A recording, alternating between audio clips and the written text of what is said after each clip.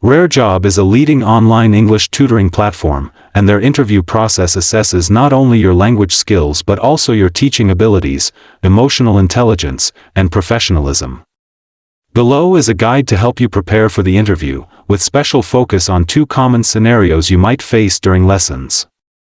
1. How to handle a student crying during your lessons and de-escalate the situation. Why this matters. Rarejob values tutors who can create a supportive and empathetic learning environment.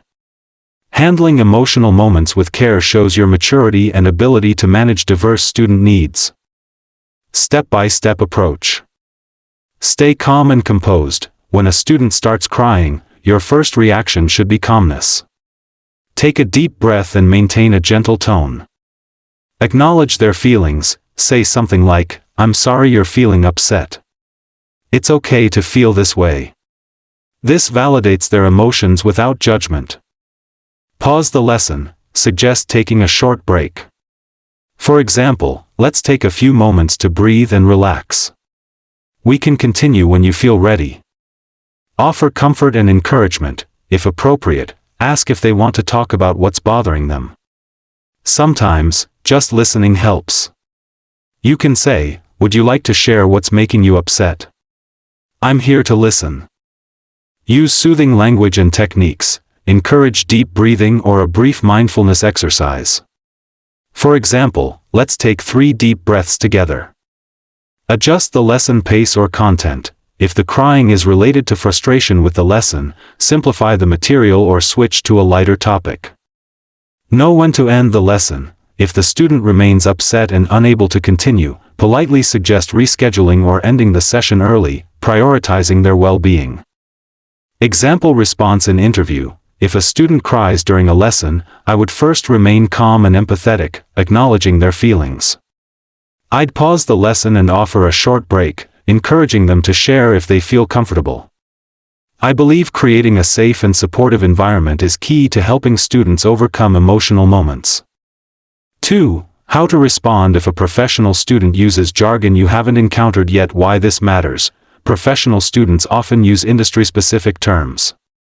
Your ability to handle unfamiliar jargon gracefully demonstrates professionalism and a willingness to learn.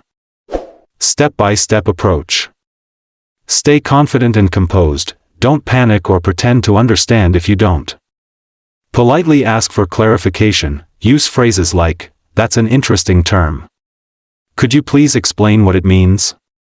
Or, "I'm not familiar with that word. Can you tell me more about it?" Show genuine interest. This encourages the student to teach you, which can build rapport and make the lesson more interactive. Take notes. Jot down the new jargon to research later and improve your knowledge. Relate to what you know. If possible, try to connect the new term to something you understand, and confirm with the student if your interpretation is correct. Maintain professionalism. Avoid guessing meanings or dismissing the term, as this can reduce your credibility. Example response in interview. If a professional student uses jargon I'm unfamiliar with, I would politely ask them to explain the term. I believe this shows respect for their expertise and helps me learn as well. I would also take notes to study the term later, ensuring I can support the student better in future lessons. Passing the Rarejob online interview requires a combination of language skills, teaching ability, and emotional intelligence. Handling sensitive situations like a crying student with empathy and professionalism, and confidently addressing unfamiliar jargon by asking clarifying questions, will set you apart as a thoughtful and capable tutor. I hope you have learned from this video, and don't forget to like, share and subscribe to my YouTube channel Murag TV.